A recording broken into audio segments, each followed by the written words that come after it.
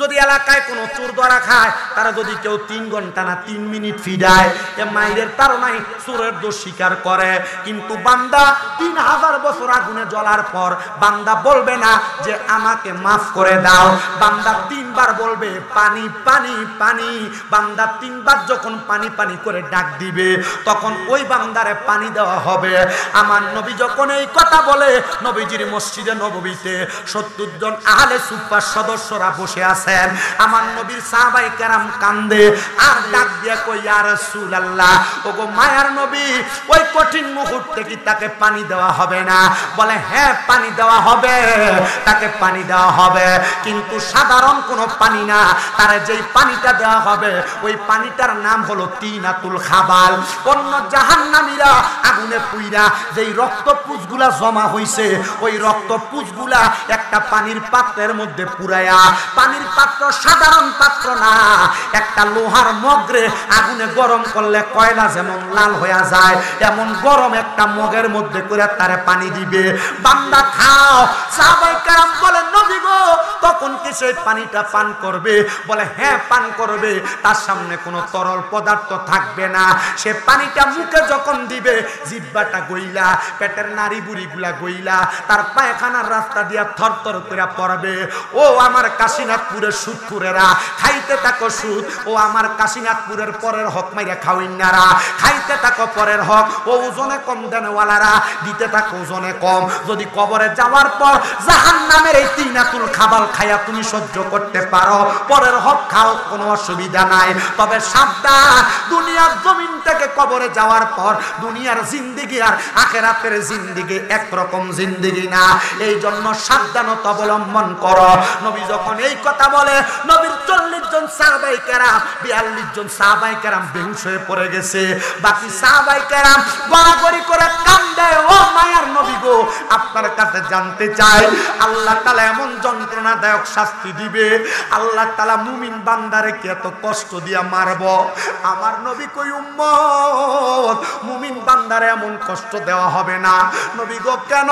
বলে মুমিন বান্দা যখন ইন্তেকাল করবে, মুমিন বান্দার সামনে একবার, দুইবার, 3 বার না, আজরাইল আলাইহিস সালাতু ওয়াস সালাম 4 বার আসবে, মুমিনের রূহটা কবজ করতে পারবে না। আর হুজুর কি বলেন? 4 বারেও মুমিনের রূহ কবজ করতে পারবে না? হ্যাঁ, আপনি যদি মুমিন হন, আপনি যদি আমলওয়ালা হন, আপনার রূহ 4 বারে আজরাইল কবজ করতে পারবে না। আজরাইল আইসা আপনার বুকের মধ্যে থাবা দিবে 1 নাম্বার, বুকের মধ্য থেকে 2টা ফেরেশতা বাধা হয়ে যাবে। এ আজরাইল, এই বান্দা মুমিন, এই বান্দা আমলওয়ালা, বান্দা ইমানের দৌলতে ধনী, বান্দার বুক দিয়ে রূহ কবজ করা যাবে না, যাও ফিরা যাও। এবার বান্দার রূহ যখন কবজ করতে পারবে না, আজরাইল ফিরা যাইয়া আবার আগমন করবে মুমিনের সামনে, বান্দার মুখের মধ্যে থাবা দিবে, কপালের মধ্য থেকে 2 জন, একটা জবানও তো বন্ধ রাখবেন না, জবানটা ছেড়ে দিয়ে বলেন মুনাজাত করে আমরা দোয়া চাইলাম একজনের কাছে, তিনি কে? আপনারা যেখানে এতগুলো মানুষ আছেন, আপনাদের আওয়াজে বোঝা যায় নাই, ওই আল্লাহর আওয়াজটা একটু মোহাব্বতের আওয়াজে দিবেন। একটু ডান হাত করে ডাক দেন আল্লাহ, এর আওয়াজ না 2টা হাত করে পড়েন ইয়া রাসূলুল্লাহ, এবার উচ্চ কণ্ঠে পড়েন ইয়া ওলি আল্লাহ। আমার মুসলমান ইমানদারেরা, গভীর মনোযোগ দিয়ে বয়ান শ্রবণ করার চেষ্টা করবেন। খুতবার মধ্যে আমি আল্লাহ তাআলার কোরআনুল কারীমের একটা আয়াতে কারিমা তেলাওয়াত করেছি, যে আয়াতে আমার আল্লাহ তাআলা ঘোষণা করে, বান্দা বিসমিল্লাহির রহমানির রহিম, লা ইয়াস্তাবি আসহাবুন নারি ওয়া আসহাবুল জান্নাহ, আসহাবুল জান্নাতি হুমুল ফাইজুন। জবান খুলে উচ্চ কণ্ঠে জোরে জোরে পড়ি আল্লাহু আকবার। এই আয়াতে কারিমার তাফসীর করতেছেন আল্লামা জালালউদ্দিন সৈয়দী রহমাতুল্লাহ আলাইহি এবং জালালউদ্দিন মুহল্লি রহমাতুল্লাহ আলাইহি। একই ভাবে বঙ্গানুবাদ করতেছেন ইমাম আহমদ রাজা খান ফাখির বেরলভী। উনি উল্লেখ করে বলতেছেন, যারা জান্নাতি এবং যারা দুজকি তারা এক রকম না, আল্লাহ জান্নাতি এবং দুজকিরা এক রকম না। তাহলে আপনি বলেন জান্নাতি এবং দুজকিরা কেমন? এবার আমার আল্লাহ তাআলা আয়াতে কারিমার শেষের অংশে বলতেছে, আসহাবুল জান্নাতি হুমুল ফাইজুন। আল্লাহ তাআলা বলে, বান্দা যারা জান্নাতি তারা হলো সফল কাম। আল্লাহ আপনার কাছে জানতে চায়, আপনি বলেন না জান্নাতীরা কেমন করে সফল কাম? আমার আল্লাহ তাআলা জানিয়ে দেয়, এই জগতের বান্দারা জান্নাতীরা দুনিয়াতে ইন্তেকাল করার আগ পর্যন্ত সফল কাম, ইন্তেকাল করার পরেও সফল কাম। আল্লাহ কেমন করে সফল কাম আপনি আমাদেরকে বলেন না। দেখবেন এই এলাকা কাশীনাথপুরের কত মানুষ মারা যায়, মারা যাওয়ার সময় বিছানাতে প্রস্রাব পায়খানা করে দেয়। কত মানুষ মারা যায়, মারা যাওয়ার সময় জিহ্বায় কামড় দিয়ে মারা যায়।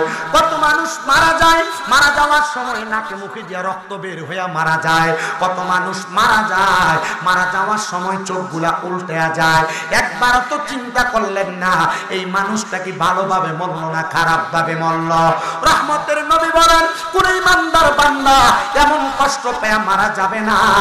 বলে হুজুর কেন কষ্ট পেয়ে মারা যাবে না? আর এমন কষ্ট তো পাবে তারা দুনিয়ার জমিনের মধ্যে যারা নামাজ পড়ে নাই, আল্লাহ তাআলার ইবাদত করে নাই। আমার আল্লাহ তাআলা এদের ব্যাপারে বলতেছেন এই মানুষগুলো বড় কষ্ট পেয়ে মারা যাবে। ও দয়ার নবীজি রাহমাতুল লিল আলামিন নবী আপনার কাছে জানতে চায়, আপনি বলেন না কেমনে মারা যাবে গো নবী? নবী আমার বলে একটা বেঈমান, একটা বেআমল ব্যক্তি যখন মারা যাবে, মারা যাওয়ার সময় আল্লাহ তাআলা তার সামনে আজরাইলকে পাঠাবে না। আজরাইলকে পাঠানোর আগে আল্লাহ তাআলা দুইজন আযাবের ফেরেশতা বান্দার সামনে পাঠাবে। ওই আযাবের ফেরেশতারা যখন বেঈমান বেআমল বান্দার সামনে দাঁড়িয়ে যাবে, ওই আযাবের ফেরেশতাদেরকে দেখা বেঈমান বেআমল বান্দাটা বিছানার মধ্যে ভয়ে প্রস্রাব পায়খানা করে দিবে। আরে আপনি যদি মরার সময় বিছানাতে প্রস্রাব পায়খানা করে দেন, মানুষ চিন্তা করব মনে হয় আজরাইলের আগে দুইজন আযাবের ফেরেশতা আসছে, এই জন্য বান্দা ভয়ে বিছানার মধ্যে প্রস্রাব পায়খানা করে দিছে। এবার যখন আপনার সামনে ওই দুইজন আযাবের ফেরেশতা আগমন করবে, তারপর এই ফেরেশতার পরে দুইটা আজরাইল আলাইহিস সালাতু ওয়াস সালাম আগমন করবে। আজরাইল আলাইহিস সালাতু ওয়াস সালাম আপনার সামনে দাঁড়ায় যাবে। আজরাইল আলাইহিস সালাতু ওয়াস সালাম সামনে দাঁড়ানোর সাথে সাথে যখন আপনার রূহ কবজ করতে চাইবে, তখন আপনার রূহটা ডাক দিয়ে বলবে, এ আজরাইল আমার রূহ এমনি কবজ করবা না, আমি এখনো মরার জন্য প্রস্তুত হই নাই। আজরাইল কাউকে সময় দিবে না। তওবা নামক গাছের পাতা যদি ছিঁড়ে পড়ে যায়, আপনি বান্দার হায়াত শেষ হয়ে যাবে। আজরাইল কোনো কথা শুনবে না, সাথে সাথে আপনি বান্দার রূহ কবজ করে ফেলবে। এ দুনিয়ার মুসলমান ইমানদার, এই নবীর উম্মতের দলেরা একটু মনোযোগ দিয়ে শুনবা। এবার আজরাইলের সঙ্গে বান্দা কথা বলার চেষ্টা করবে। ও আল্লাহ ফেরেশতা আজরাইল আলাইহিস সালাতু ওয়াস সালাম, আমাকে একটু সুযোগ দাও, আমি যেন তোমার রূহটা কবজ করব। রূহটা কবজ করার আগে একটু সময় দাও। বান্দা বারবার চিৎকার করবে, কিন্তু না না না, ওই বান্দাকে সময় দেওয়া যাবে না, সময় দেওয়া হবে না। আজরাইল আলাইহিস সালাতু ওয়াস সালামের সঙ্গে বান্দা কথা বলতে পারবে না। বান্দার দুই চোয়ালের মাঝখানে জিহ্বাটা কামড় করে বান্দা মারা যাবে। আরে আপনি যদি মারা যাওয়ার সময় জিহ্বাতে কামড় দিয়ে মারা যান, একবার চিন্তা করে দেখেন আপনার অবস্থাটা কেমন খারাপ অবস্থা হবে। বান্দা যখন মারা যাবে, মারা যাওয়ার সময় বান্দার জিহ্বার মধ্যে যখন কামড় পড়ে যাবে, ওই বান্দাটা জিহ্বার মধ্যে কামড় পড়ে গেলে বান্দাটা চোখের ইশারা দিয়ে আজরাইলকে বোঝানোর চেষ্টা করবে, কিন্তু ওই আজরাইলে বান্দার ভাই পল্লব ভাই না ভাই, আপনি কাউকে বসতে বলেন না ভাই, আল্লাহর রাস্তায় আপনি নিজে এসে বসেন। আপনি এই পল্লব ভাই, আপনি নিজে এসে বসেন, কাউকে বসতে বললেন। কারণ এই যে দেখেন আপনি এখানে বসতে বলছেন, এরা চলে গেছে, এর কাছে মাইকের আওয়াজটা ভালো লাগছে, এরা আইসা শুনতেছে দাঁড়ায়। এখন কারণ অনেকে টাইট ফিটিং ফ্যান করে, এরা বইয়া ফসরাবি করতে পারেন, এরা মাহফিলে বইব কেমন? ঠিক আছে না? এর থেকে আমার কথা হইলো যারা দাঁড়াইয়া শুনতেছে না দাঁড়াইয়া শুনুক, বসে শুধু একটু শোনেন। আপনাদের কষ্ট দিতেছে কোনো? একটু মনোযোগের সাথে। আসলে আমি এই পরিবেশে আমার জীবনে যখন 2017 সালে ওয়াজ শুরু করি, তখন 2-3টা মাহফিল ওয়াজ করছিলাম এমন ছোট জায়গাতে। এরপর থেকে আল্লাহ তাআলা যেমন ভাবে কবুল করছে, আমার জীবন আর এমন ছোট জায়গা পাইছি না, মানুষ বেশি লয়ে ওয়াজ করছি। আমি এখানে যেহেতু বসছি মোহাব্বতে আপনাদেরকে নিয়ে 2-একটা কথা বলতেছি। এখন মানুষ খারাপ কাজ, অবৈধ কাজ, বাজে কাজ, গুনার কাজ, এগুলা মানুষ অহরহ করতেছে। আমি চেষ্টা করি মরার ভয় আপনার ভিতরে ঢুকিয়ে দিতে। যদি আপনি আল্লাহর ফেরেশতা আজরাইলের থাবাকে ভয় পান, আপনি যদি ইবাদতের দিকে মনোনিবেশ করেন, আল্লাহ তাআলা আপনাকে নাজাত দিবে। যদি মনোনিবেশ না করেন, নাজাত দিবে না। আমি এক কথাই বুঝি, আমি আমার ওয়াজে কাউরে নামাজ পড়তে কই না, বলে হুজুর কি লেগা, কেউ রোজা রাখতে কই না, কি লেগা হুজুর কেউরে আমি হজ যাকাত এগুলোর বিষয়ে কই না, কি লেগা আমি বলি এগুলা না করলে কি শাস্তি হবে। যখন এটারে ভয় পাবে তখন সে নিজে কাজগুলা করবে। কথা কি বুঝতে পারছেন? আপনার কি কষ্ট হবে আর কি আযাব পাবেন তখন আপনি নিজে নিজে করবেন। আল্লাহ বুঝার তৌফিক দান করুন, পড়েন আমিন। একটু মুহাব্বতে দরুদ শরীফ পড়েন, আল্লাহুম্মা সাল্লি। একটা মাইকে নিকো মুহাম্মাদ ওয়া আলা আলি সাইয়্যিদানা। আমার দেহ মন বলে নবী নবী, আমার দেহ মন বলে নবী নবী, আমার দুই নয়নে বাসে ছবি, আমার দুই নয়নে বাসে ছবি, আমার দেহ মন বলে নবী নবী, আমার দেহ মন বলে নবী নবী। ইয়া রাসূলুল্লাহ ইয়া হাবিবাল্লাহ, ইয়া রাসূলুল্লাহ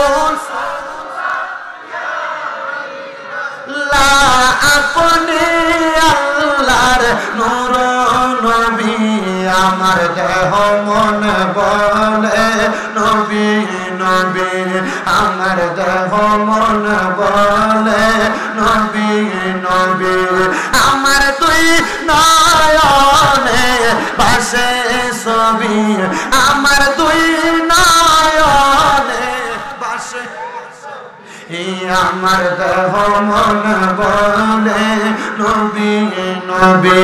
হায়রে নবীজি আমার আল্লাহর নবী, দু জাহানের তেনের ছবি, দেখলে ছবি পাগল হবি, কবে যে দেখবি, আমার দেহ মন বলে নবী নবী, আমার দেহ মন। ইয়া রাসূলুল্লাহ ইয়া হাবিবাল্লাহ, ইয়া রাসূলুল্লাহ আপনি আল্লাহর নূর নবী, আমার দেহ মন বলে। দুনিয়ার মুসলমান, তাইলে আমি আজরাইল যখন রূহ কবজ করবে বেঈমান বান্দার, আমি সেই কথা বলতেছিলাম, বেঈমান বান্দা যখন দুনিয়ার জমিনের মধ্যে ইন্তেকাল করবে, আজরাইল যখন বেঈমান বান্দার সামনে আসবে, বান্দা আজরাইলের সঙ্গে কথা বলার চেষ্টা করবে, পারবে না, পারবে না, কারণ বান্দার দুই চোয়ালের মাঝখানে বান্দার জিহ্বাটা কামড় করে যাবে। এই যে জিহ্বায় কামড় দিয়ে মারা যায়, এটার অবস্থা তেমন হয়। আইরে ওই সময় বান্দা তার চোখের ইশারা দিয়ে আজরাইলকে বোঝানোর চেষ্টা করে, তখন বান্দা চোখের ইশারা দিয়ে বুঝাইতে পারে না। আজরাইলের ভয়ঙ্কর চেহারা দেখে বান্দার চোখগুলা একবারে কপালের দিকে নজর পড়ে যায়, বান্দার চোখ উল্টে যায়, সাদা অংশটা শুধু দেখা যায়। এবার আজরাইল আইসা বান্দাটার বুকের মধ্যে থাবা দিবে। যখন বান্দার বুকে থাবা দিবে, ওই বান্দার কাছে এমন মনে হবে পৃথিবীর বড় বড় পাহাড় গুলা মনে হয় তার বুকে চাপিয়ে দেওয়া হয়েছে। রাহমাতুল লিল আলামিন নবীর রূহ মুবারক যখন কবজ করার জন্য আজরাইল আলাইহিস সালাতু ওয়াস সালাম আগমন করেছে, আগমন করার সাথে সাথে আমার নবীজির বুক মুবারকের উপরে যখন হাতটা রাখছে, রহমতের নবী আল্লাহ বলে একটা চিৎকার করেছে, আর ডাক দিয়া বলতে রে আজরাইল, আমি নবীজির রূহ মুবারককে এইভাবে কষ্ট দিয়ে কবজ করতেছো? বলে না গো নবী না, এইভাবে আপনারে কষ্ট দেওয়া হচ্ছে না। আপনার উম্মতের মধ্যে যারা আপনার আদেশগুলো মানবে না, যারা আপনার নিষেধগুলো বর্জন করবে না, তাদেরকে এমন কষ্ট দেওয়া হবে, আপনি নবী যেন তাদেরকে সেই এলান করে দিয়ে যেতে পারেন, আমি আজরাইল আলাইহিস সালাতু সালাতু ওয়াস সালাম আল্লাহ তাআলার আদেশ মোতাবেক সেটা প্রকাশ করেছি।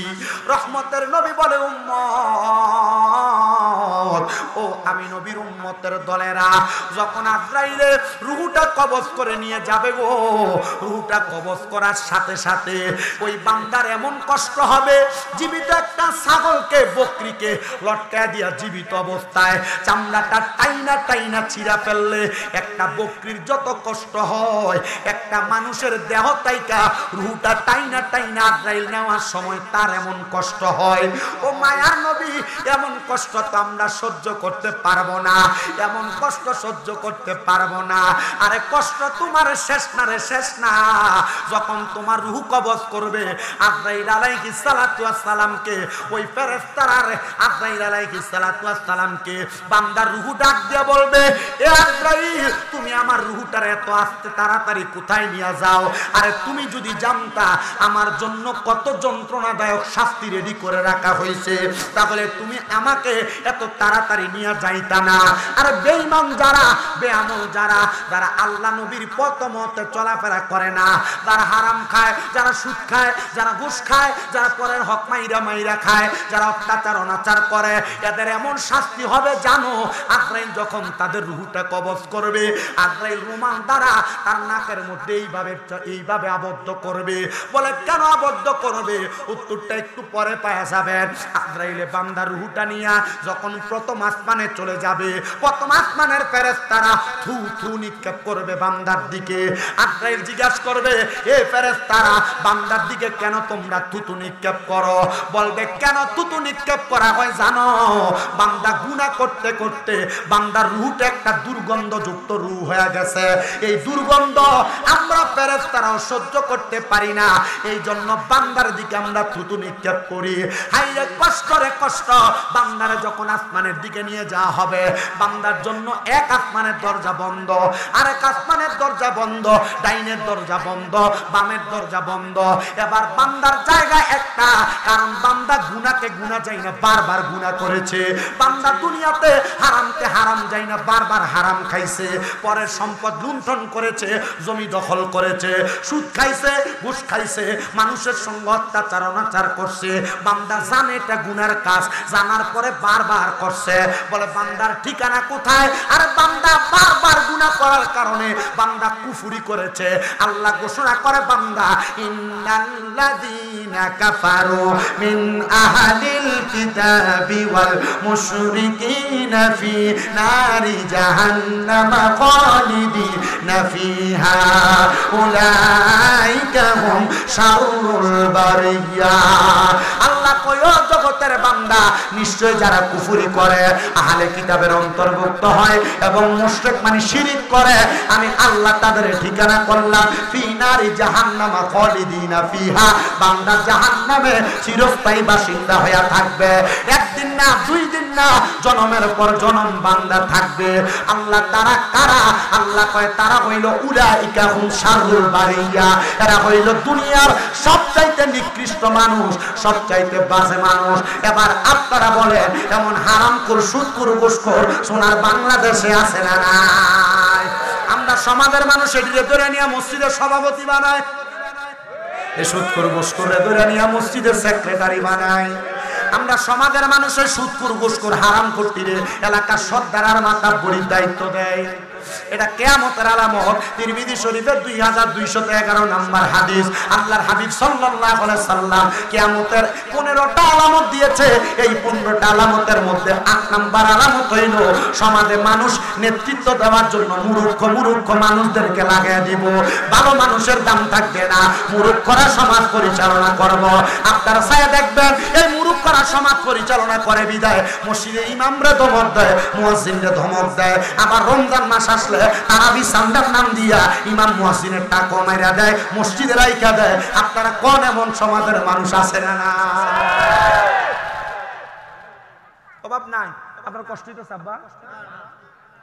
আপনি তারা ডাক দেওয়ার দরকার নাই, কারণ এডি ফলাইন মানুষ, দুষ্টামি করবো তারই। আমার মাহফিল আমি কারো ডাকও দেই না, বইতেও কই না, দাঁড়াইতেও কই। আমি মোটামুটি আমার যদি খাইলা মাটি নিয়ে সাইরা দেয়, আমি কাইন্দা কেটে মানুষ আনতাম। এই জন্য আমার কথা হইলো দরকার নাই লড়াছড়া।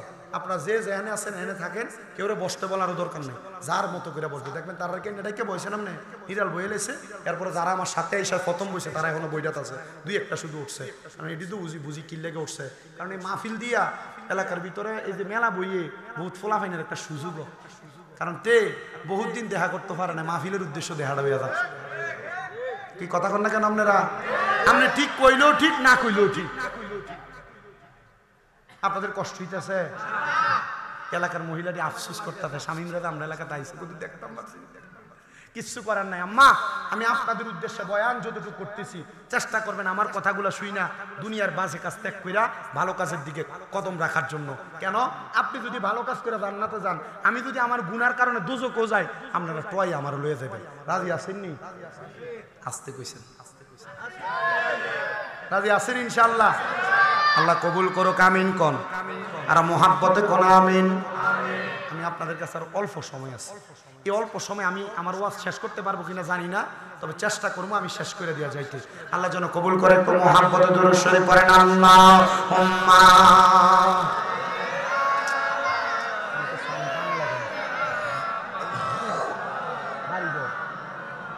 ওয়া আলা আলি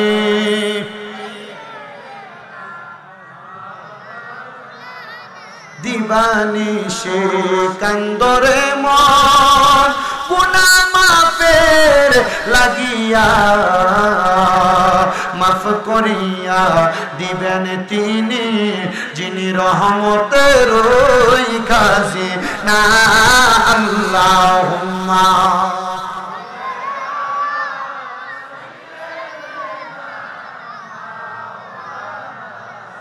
মুহাম্মাদ ওয়া আলা আলি সাইয়্যিদিনা।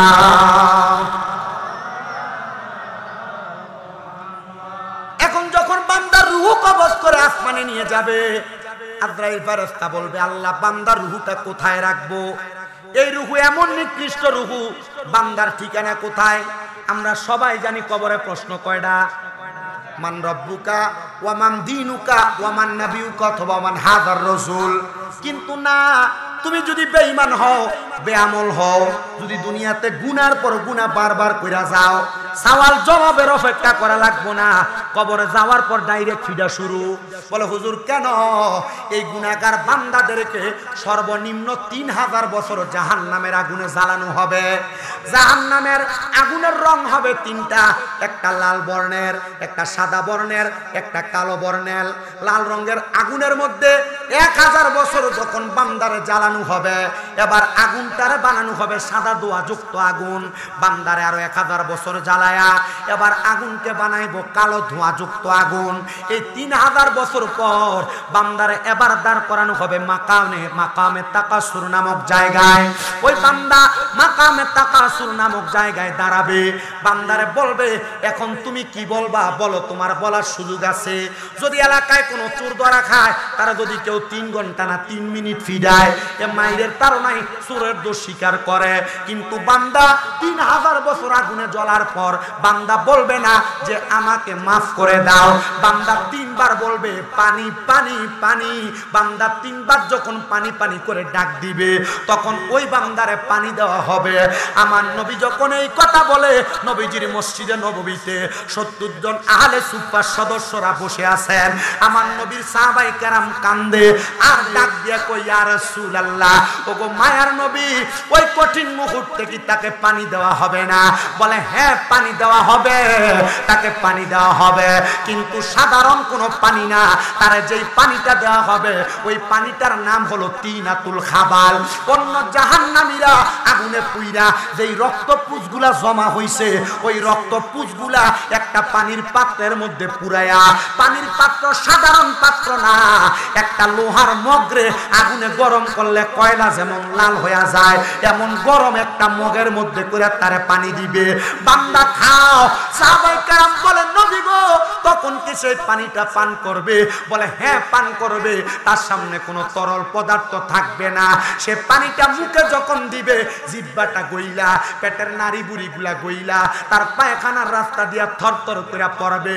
ও আমার কাশীনাথপুরের সুদখুরেরা, খাইতে থাকো সুদ। ও আমার কাশিনাথপুরের পরের হক মাইরা খাওইনারা খাইতে থাকো পরের হক ও ওজনে কম দেনওয়ালারা দিতে থাকো ওজনে কম যদি কবরে যাওয়ার পর জাহান্নামের এই তিনাতুল খাবাল খায়া তুমি সহ্য করতে পারো পরের হক খাও কোনো অসুবিধা নাই তবে সাবধান দুনিয়ার জমিন থেকে কবরে যাওয়ার পর দুনিয়ার জিন্দেগি আর আখিরাতের জিন্দেগি একরকম জিন্দেগি না এই জন্য সাবধানতা অবলম্বন করো নবী যখন এই কথা বলে নবীর 40 জন সাহাবায়ে কেরাম 42 জন সাহাবায়ে কেরাম বেহুশ হয়ে পড়ে গেছে বাকি সাহাবায়ে কেরাম গড়াগড়ি করে কান্দে ও মায়ার নবী গো আপনার কাছে জানতে চাই আল্লাহ তাআলা এমন যন্ত্রণাদায়ক শাস্তি দিবে আল্লাহ তাআলা মুমিন বান্দারে কি এত কষ্ট দিয়া মারবো আমার নবী কই উম্মত মুমিন বান্দারে এমন কষ্ট দেওয়া হবে না নবী গো কেন বলে মুমিন বান্দা যখন ইন্তেকাল করবে মুমিন বান্দার সামনে একবার দুইবার তিনবার না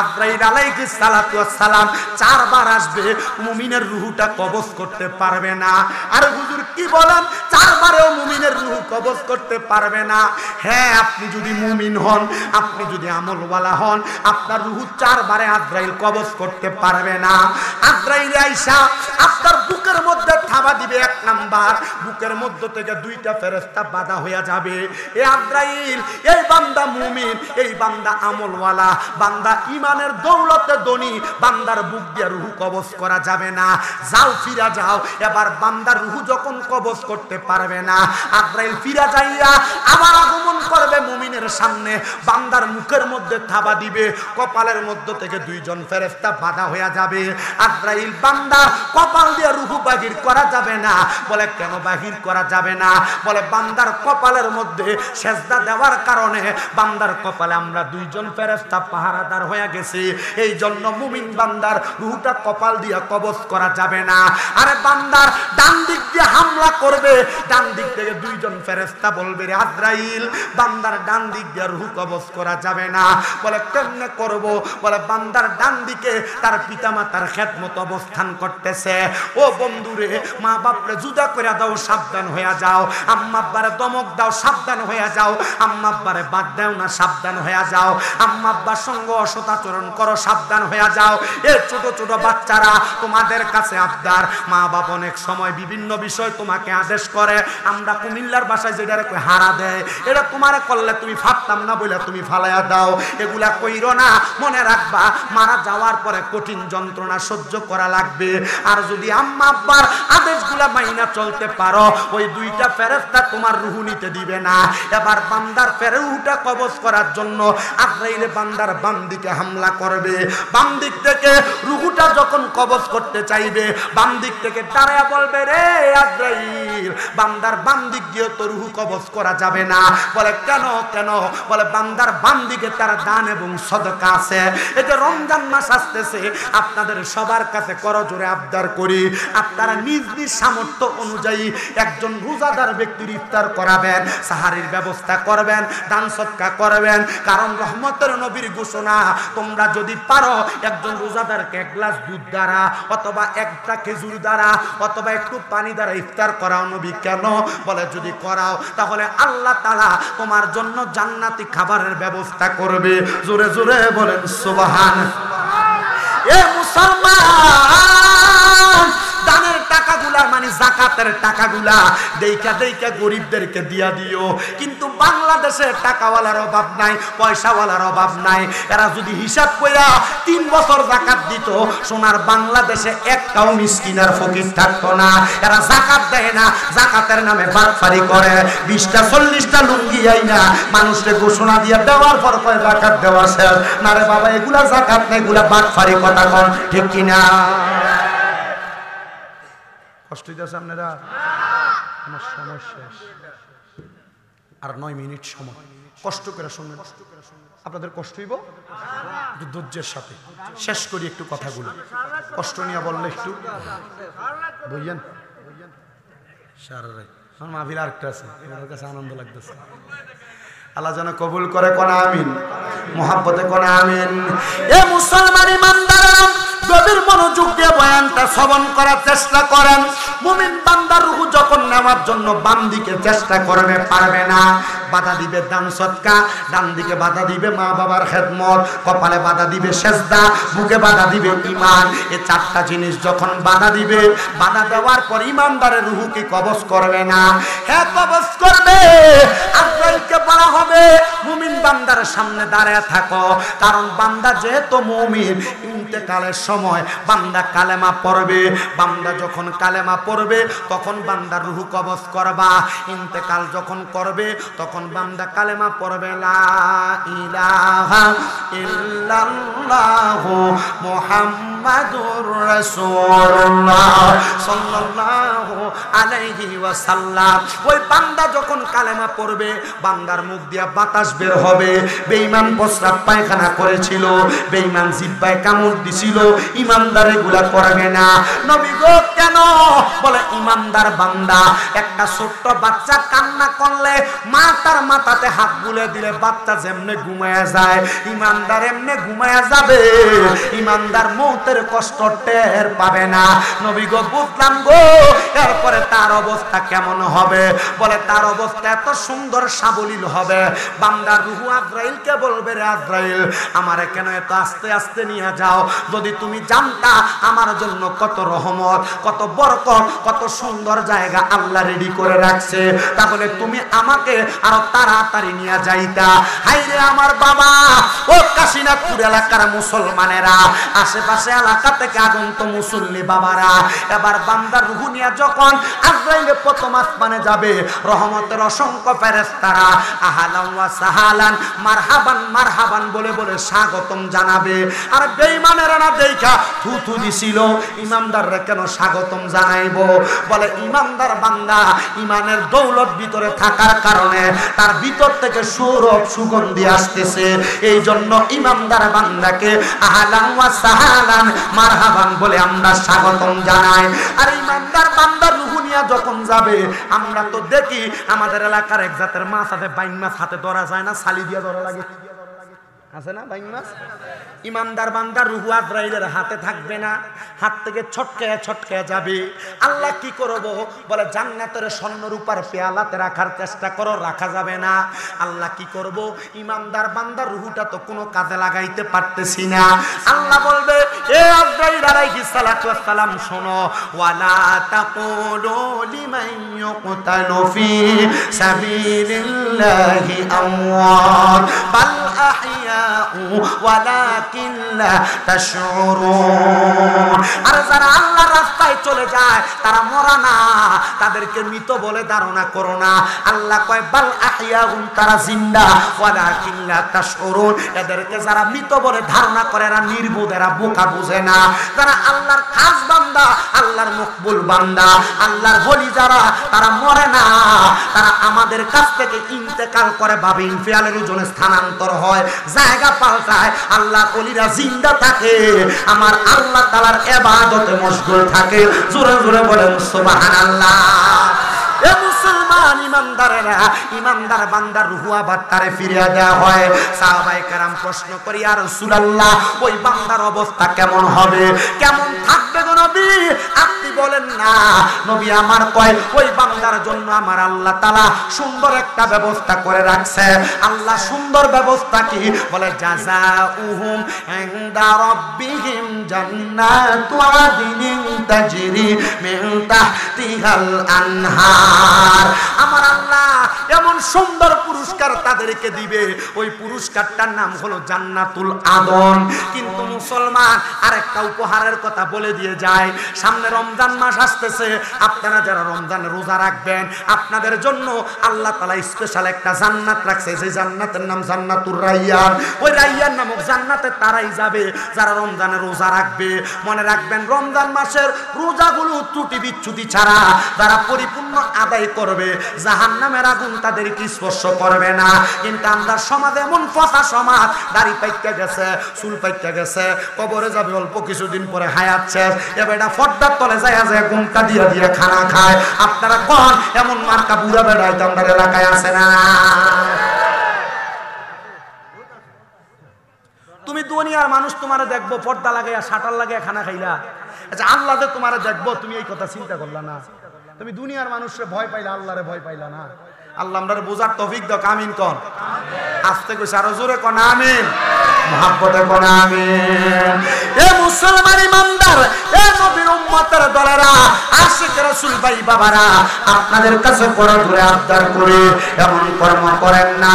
এমন কর্মের কারণে আল্লাহ তাআলা আপনাকে যন্ত্রণাদায়ক শাস্তি স্বীকার করাবেন। হায়রে